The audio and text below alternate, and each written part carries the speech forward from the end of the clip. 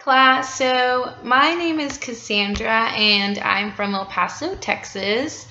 Um, so the first question is, what is your experience utilizing medical terminology?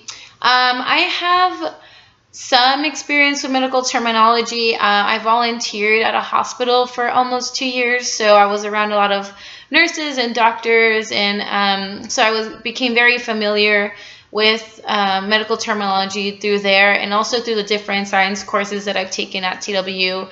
I've become familiar with some terminology through that.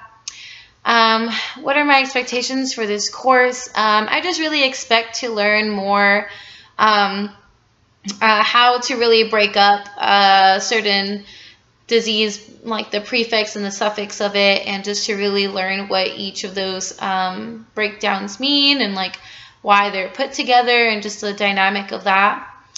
I think medical terminology will be really useful for me in the future, just because I really want to be working with a lot of doctors and clinics to gear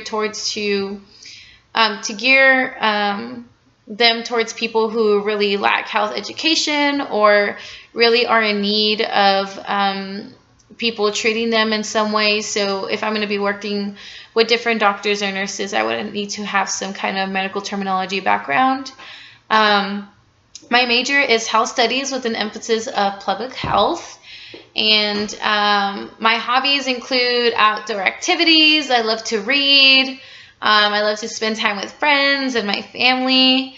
I'm never really staying put in one area for very long. I love to make small road trips every now and then, and I like to visit my friends that are kind of out of town a little bit.